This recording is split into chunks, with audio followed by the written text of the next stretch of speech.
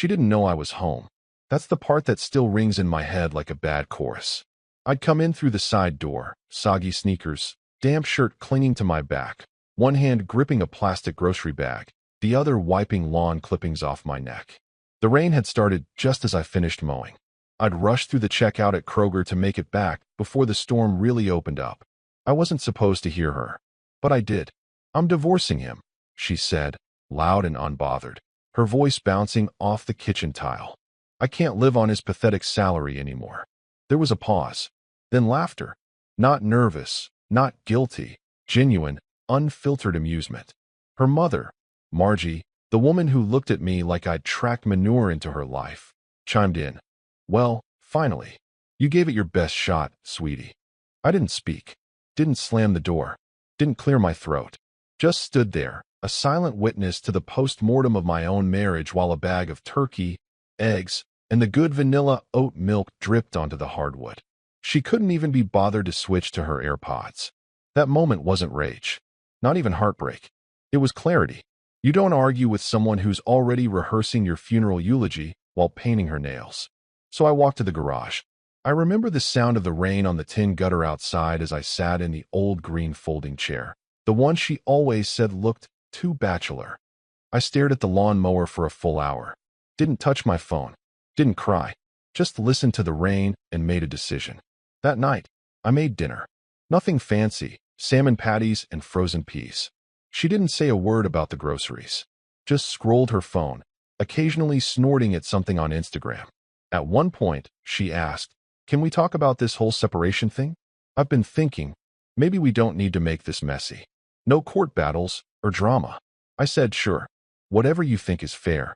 She blinked. "Really?" "Yeah," I said. "You can have the house. I'll find somewhere else." The way her eyes lit up, like she'd just scratched a winning lotto ticket. You could almost hear her pride swelling. "Well, I appreciate that," she said, barely containing the smirk. "It's really mature of you." She didn't even hide it. No attempt to soften the blow. She thought she'd won. If you've made it this far, let me tell you something. Over 97% of people who read stories like this don't hit follow. But if you do, it genuinely pushes me and my team to keep making more. If you like where this is going, stick around. Anyway, back to the show.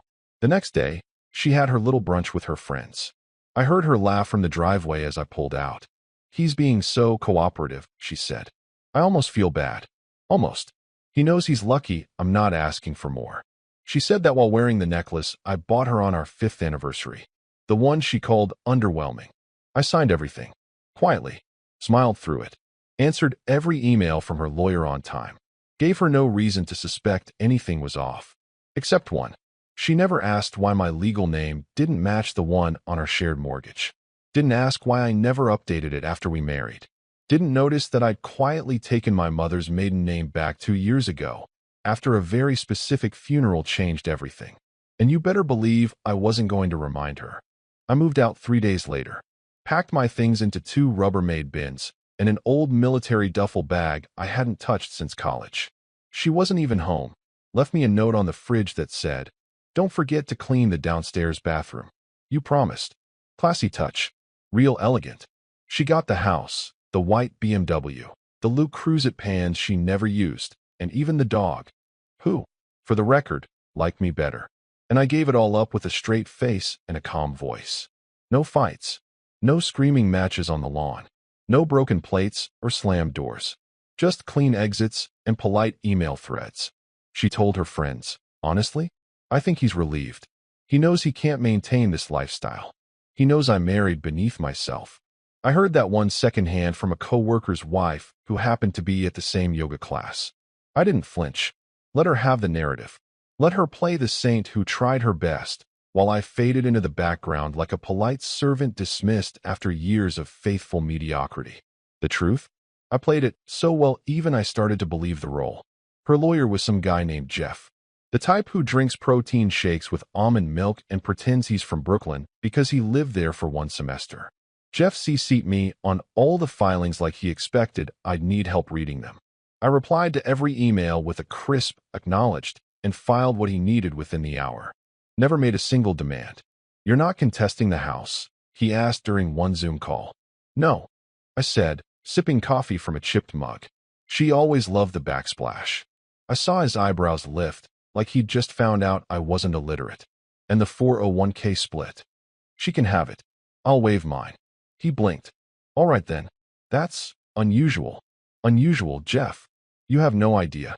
See, while Jeff was congratulating himself for wrapping up a low-effort case, I was quietly running a parallel operation. I had already re-registered under my legal name, the one I restored after the death of my grandfather, the one that made certain inheritance structures possible again, the name she never asked about. Hell, she'd never even noticed it missing from the mail. When we married, I'd taken her last name. It was a small thing at the time, symbolic, progressive, and it made her mother tear up at the wedding. But when Grandfather Akins passed, I switched it back. Quietly, legally, without fanfare, because Akins meant more than a name. It meant lineage. And more importantly, it meant access. But I didn't mention any of that to her or her little brunch brigade. I let them believe I was couch surfing at my brother's, struggling to afford gas.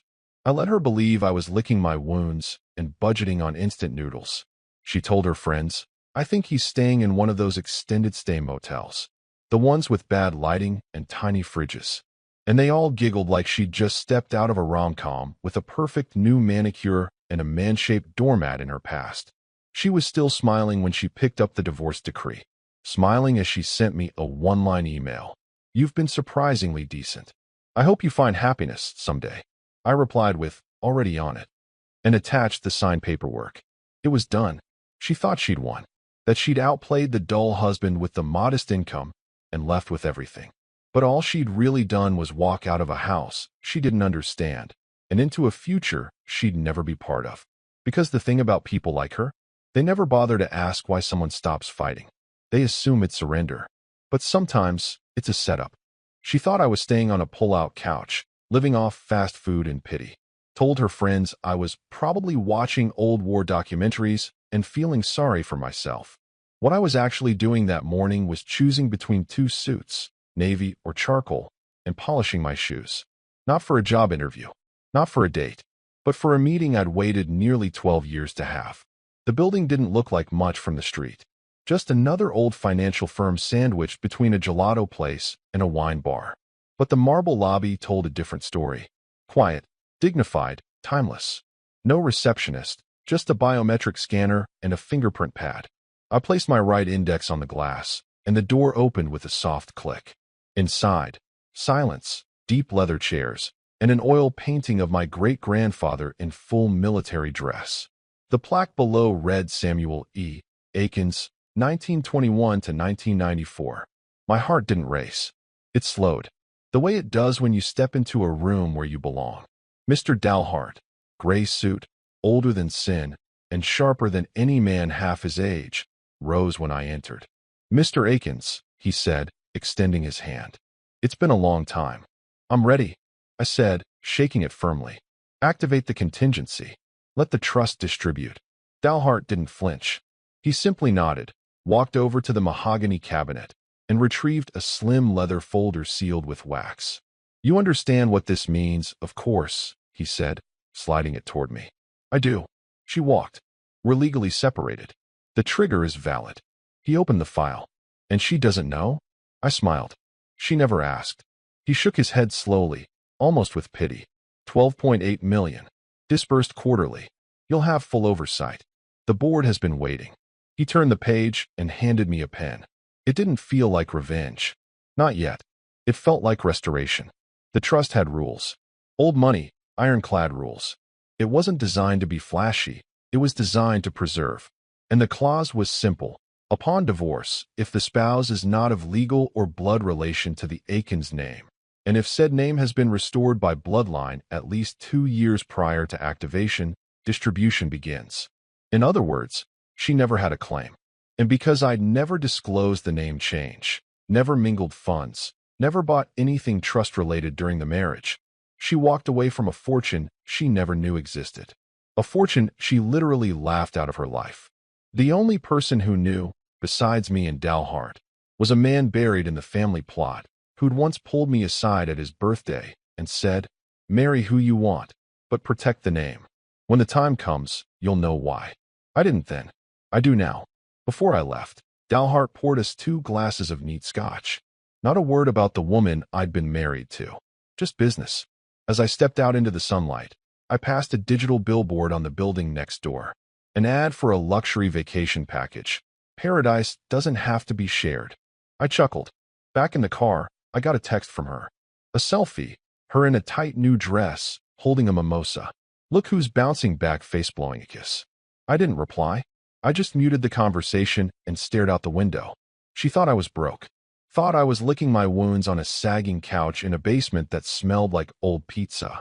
Meanwhile, the boardroom with my family's name was preparing quarterly reports. And the man she dismissed as just a teacher had just gained voting rights over one of the oldest privately held funds in the state. She wouldn't hear the thunder coming. Not yet.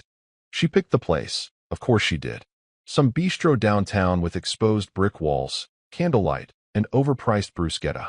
The kind of place she used to beg me to take her to, back when we'd split entrees and pretend wine wasn't marked up 400%. Now she sat at the corner table like she owned it, twirling a glass of Chardonnay, wearing that red dress she only pulled out when she wanted attention. I showed up in jeans, boots still crusted with sawdust, and a long-sleeved Henley that had definitely seen the inside of the garage. I didn't do it to be dramatic. I came straight from my shop. She looked me up and down like I was a stain on the wine list. "Did you come here straight from changing a tire?"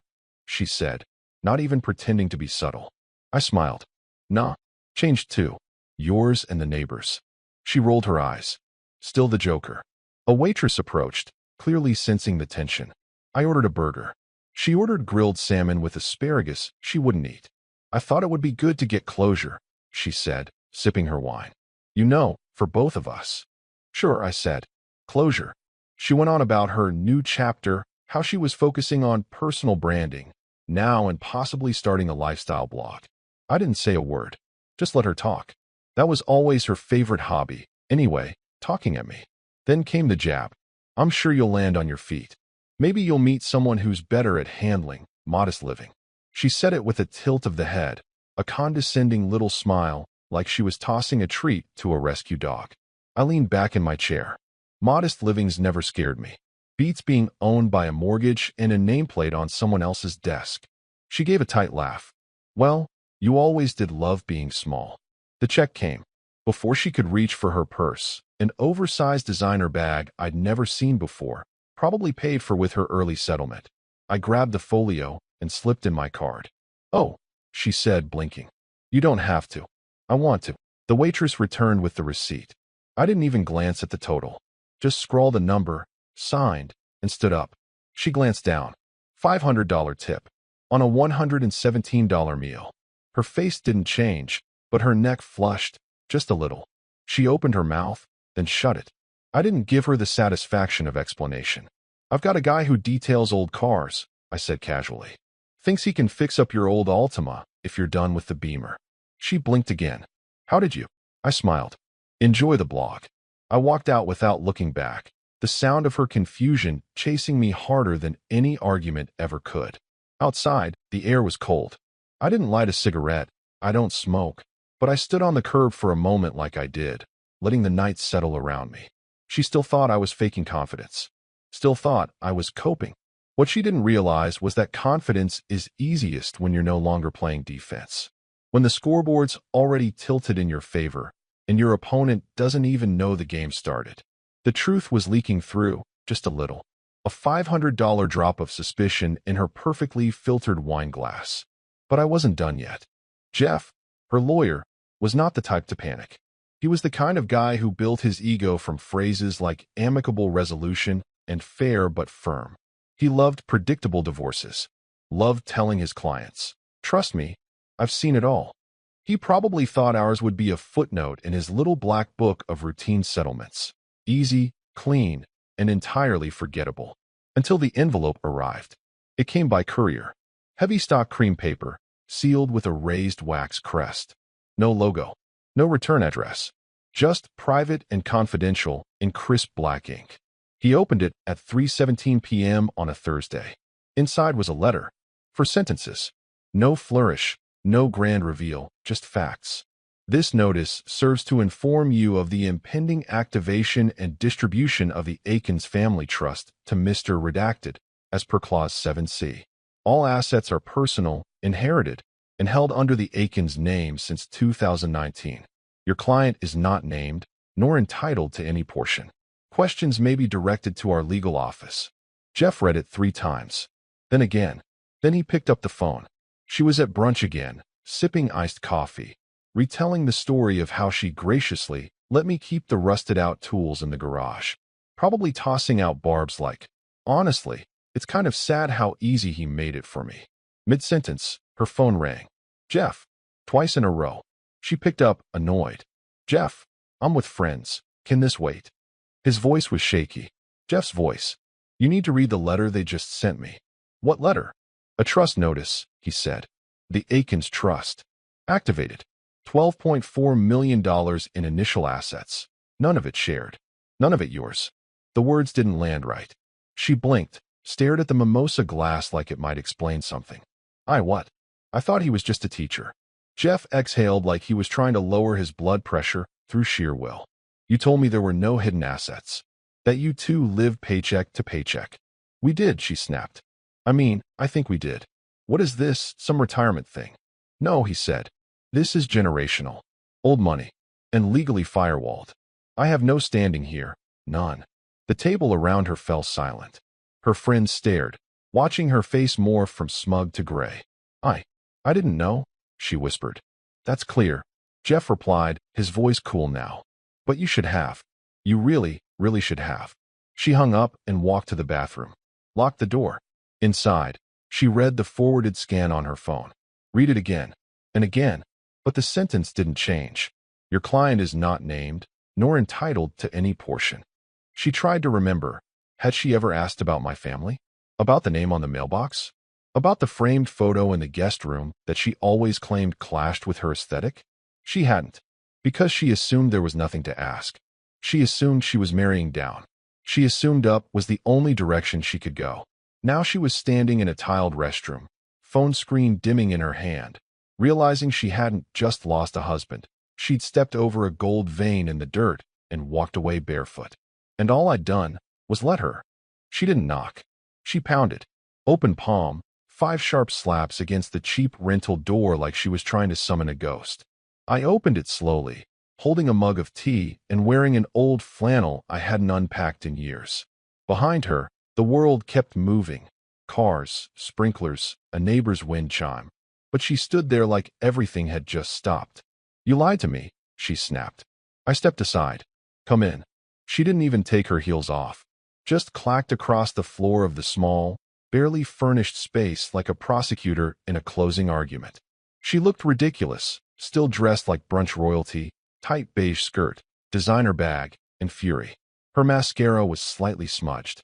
A small, but telling detail. "Is it true?" she asked, hands trembling. "The trust. The money. The name. Akins. Is it true?" I sat down in the only decent chair in the place, next to the cardboard box I'd been using as a side table. "I made chamomile," I said, nodding toward the kettle. "Still have some left." "Cut the crap," she spat. I took a sip and set the mug down gently. "Yes, it's true. My grandfather's trust. Activated upon divorce. Conditional inheritance." She stared at me. "Conditional? You mean, if we'd stayed together, you'd still know nothing," I said. "That was always the clause. The trust only becomes accessible if I'm no longer legally attached to anyone outside the Akins line. You weren't a match." Her mouth opened, then closed. She looked around the small living room like she was trying to reorient herself. The place looked exactly how she expected a pathetic salary would live. No decorations, no warmth, just bare walls and folded laundry on the couch. "You let me leave," she said, voice cracking. "You wanted me to leave." "No," I replied calmly. "I just didn't stop you." I didn't know," she said, collapsing onto the edge of the futon like she'd been hit. "You never told me about your family. Or the money. Or the name. How could I have known?" "You said I was just a schoolteacher," I said. "And you were right. I never said otherwise." She looked up at me then, and I saw it, the shift, the realization crawling across her face like a rash. that she'd mistaken quiet for weakness, simplicity for smallness, love for lack of ambition. "I made a mistake," she whispered. "I didn't say anything. I didn't mean all that stuff, you know," she said, her voice slipping into the pleading tone she used back when she still wanted things from me. "About your salary. I was just angry, pressured." I stood, walked over to a small cabinet, and pulled out a manila envelope. Same one I'd brought to dinner. Same one she'd ignored the first time. I handed it to her. Her hand shook as she took it. "Everything's still valid," I said. "Signed. Finalized. We're officially done." She looked at the envelope like it was a bomb. "Please," she said. "Let's just talk. Really talk." I offered that. I said, walking back to my chair. "Years ago. I was stupid." I agreed. She laughed, dry, broken. "You're serious?" "I'm at peace." Tears welled in her eyes. Not the performative kind she used when she didn't get her way at parties. Real ones. The kind that come when the floor vanishes under your feet. "I never knew who you really were." "No," I said. "But I did." She left the envelope on the coffee table and walked out without another word. Not even a door slam. Just silence. And in that silence, I took another sip of my tea and stared at the envelope. She thought it was the end of a conversation. But for me, it was the punctuation. The last period at the end of a very long, very quiet sentence. The photo ran on page 3 of the Midland Business Journal, beneath a headline that most of her friends probably wouldn't have even noticed until they did. "Legacy and Leadership.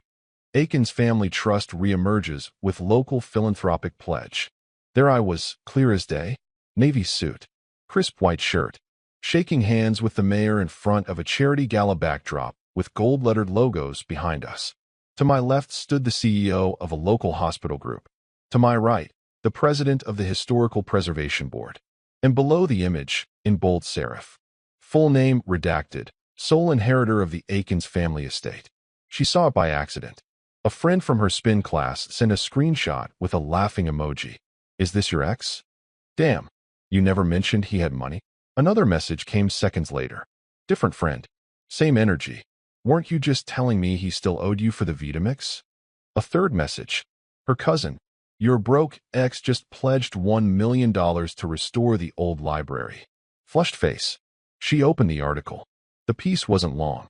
Just a few paragraphs noting how Mr. Aikens has remained largely private over the years, and how he'd quietly resumed control over the family trust after the passing of patriarch Samuel Aikens. It praised his low profile, his decision to support local initiatives, and his apparent disinterest in flaunting wealth. There was even a quote. "Legacy isn't about inheritance," I told the journalist. "It's about discernment. Quiet decisions with loud results." She dropped her phone. It hit the marble floor of her kitchen and skittered beneath the island. The room felt suddenly larger, colder. She sat down at the counter and stared at the spot where the phone had disappeared like it had vanished into another dimension. And then the call started. First, her mother. "No, hello. You mean you left that?" She closed her eyes. "Mom, I didn't know. You lived with him. For years." "What do you mean you didn't know? Didn't you ever wonder why he never borrowed money? Or why his car was 10 years old but always ran like a dream?" "Mom, stop. You always said he was broke. I thought he was." "Well," her mother said, voice sour and sharp as ever, "you thought wrong. And now you're living in a rental with a dying fig tree while your ex-husband's donating wings to children's hospitals." Click. More texts. Dozens. Her best friend from college sent a voice memo that started with, "Okay, what the hell?" She turned off her phone, then unplugged the Wi-Fi router for good measure. She sat alone in her kitchen, dressed in a sweatshirt she'd stolen from my side of the closet during the divorce.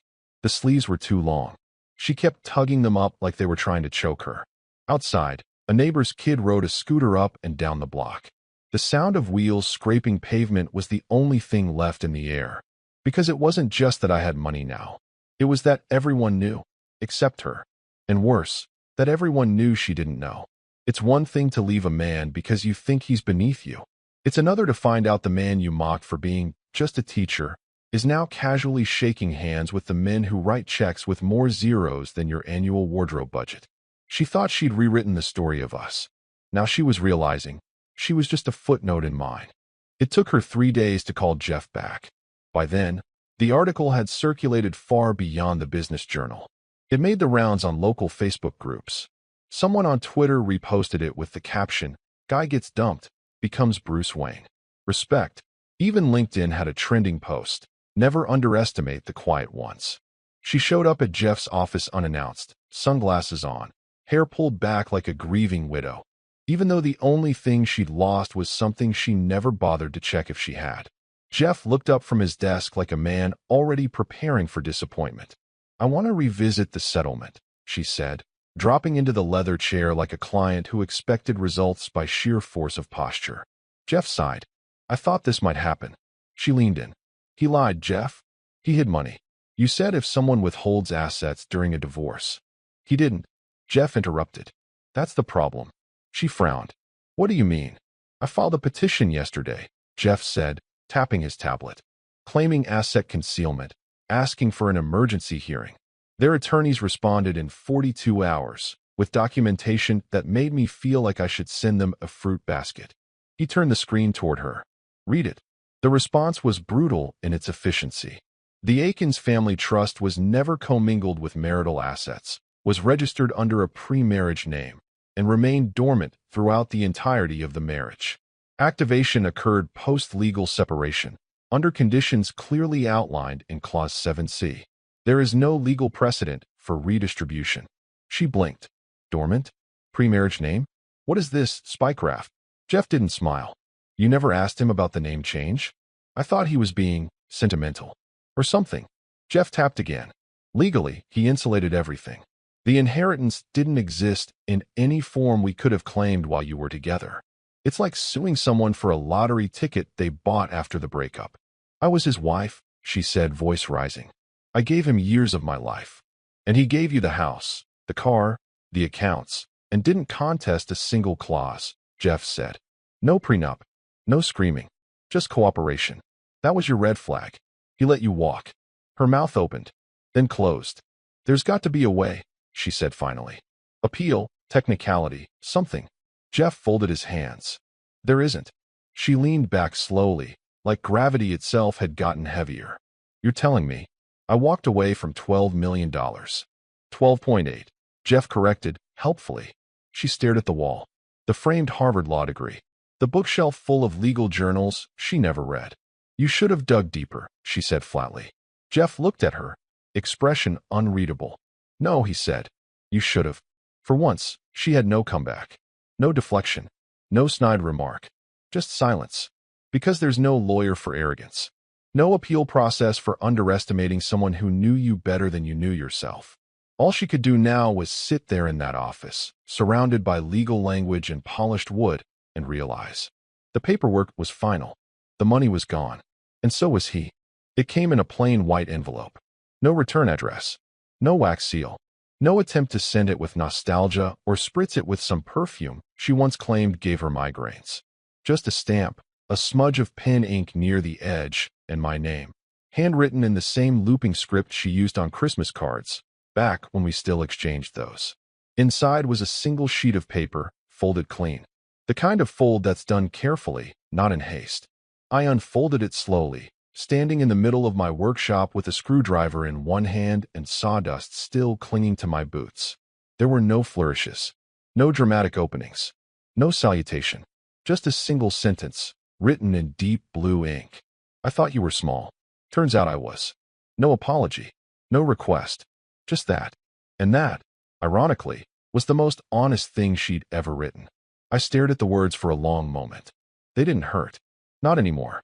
They didn't spark rage or sadness or any of the emotions that used to twist my gut when her name lit up my phone. They just confirmed what I already knew. I walked to the filing cabinet in the back corner of the shop. Not the one with taxes and titles, the other one. The one with the drawer labeled in thick Sharpie. Settled accounts. Inside were old pay stubs from the school district, a faded copy of our marriage license, a photo of us at Lake Morrow that she had no idea I'd kept. Both of us smiling. Back when it was still real. Or at least when I thought it was. I slipped the letter in with the rest and shut the drawer with a solid clack. No ceremony. No frame. Just filed. Finalized. Because the truth was, she didn't send that letter for me. She sent it for herself. The woman who had finally realized that the thing she'd thrown away wasn't a man with a modest salary, but someone who had never needed money to be powerful. Someone who didn't need to scream to be heard. Someone who built legacies in silence while she broadcasted every brunch. She'd spent years mistaking flash for substance. Thought class was something you put on a credit card. Thought power came in the form of square footage and how many people you could impress on a girl's night. And now? Now she knew better. But knowing didn't change a damn thing. The house was no longer hers. The friends who once egged her on now forwarded headlines about me. The lawyer she trusted had gone radio silent. And the man she once left standing in a kitchen with a grocery bag full of wilted lettuce was no longer looking back. She mailed me that sentence hoping it would open a door. But all it did was close the last window she hadn't realized was still cracked. And I didn't reply. Because you don't argue with ghosts. You just let them fade. The ballroom was quiet. Not with discomfort, but with reverence. Crystal chandeliers sparkled above tables dressed in white linen. Silver forks lined up like soldiers. Men and women in tailored tuxedos and elegant gowns raised glasses filled with $1,000 wine. At the podium, I stood with my grandfather's pocket watch in my breast pocket and a speech I'd rewritten 100 times but memorized in just one night. I didn't need to say much. Some people chase legacy, I said, letting the silence settle. Others inherit it. But the smartest ones protect it. A soft ripple of nods moved through the crowd. I don't believe in revenge, I continued. It's inefficient, emotional, noisy. But discernment? That's where power lives. I raised my glass. To discernment. A quiet clinking filled the room. Not a roar. Not a standing ovation. Just something better. Respect. Across town, in a dimly lit kitchen lined with half-packed moving boxes and a drying rack full of chipped wine glasses, she watched it unfold on TV. The camera panned across the gala. Me shaking hands with the state senator. Me laughing with the foundation board. Me smiling. Not smug. Not triumphant. Just unbothered. Her glass trembled slightly as she sipped.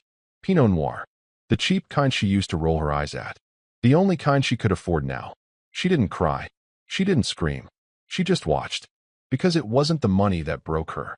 It was realizing the story kept going without her, and got better. She was no longer part of my life. She was just part of the lesson. You know, this one hits different. It's a reminder that real power isn't loud. It's quiet, patient, and precise. Sometimes the best revenge isn't payback. It's peace. Walking away without needing to explain yourself? That's the final move.